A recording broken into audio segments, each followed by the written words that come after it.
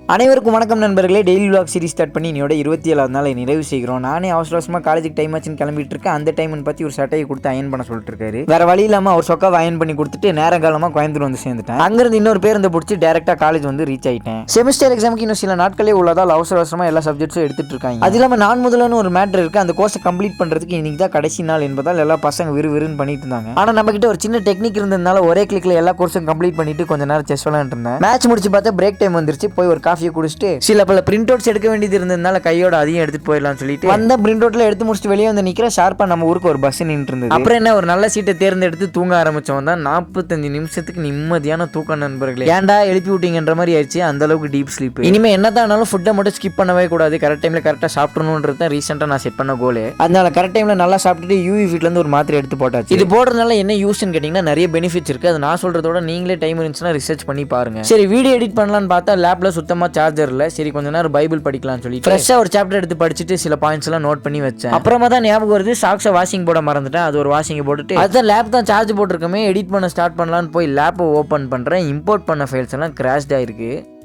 என்னங்க எனக்கு ஒண்ணுமே புரியல. அதுதானப்பா எனக்கும் புரியல. அப்புறம் என்ன பண்றது, ஒரு ½ அன் ஹவருக்கு மண்டை கிருட்டுன்னு தான் சுத்திட்டு இருந்தேன். அதுக்கப்புறம் ஒரு 6 மணி போல நம்ம அண்ணன் வாக்கிங் போலான்னு ஒரு அழைப்பு போட்டாரு. ஒரு 2 கிலோமீட்டர் நடந்துட்டு மாலை நேரம் ஒரு லோடு இருந்தது. அதையும் முடிச்சுட்டு வீட்டுக்கு வந்தோன்னு இரவேளை உணவுக்கு இட்லி மற்றும் மீன் குழம்பு. அது இல்லாம எப்பொழுதுமே நைட் சாப்பிடும் போது விஜய் டிவில இந்த நாடகம் கம்பல்சரி ஓடிட்டு இருக்கும். அது கொஞ்ச நேரம் சாப்பிடுற வரைக்கும் பார்த்துட்டு யூடியூப்ல ஏ பேரோட ஒரு போட்காஸ்ட் இருந்தது. அது கொஞ்ச நேரம் பார்த்துட்டு இந்த நாளை முடிச்சுக்கிட்டா மீண்டும் நாளை சந்திப்போம்.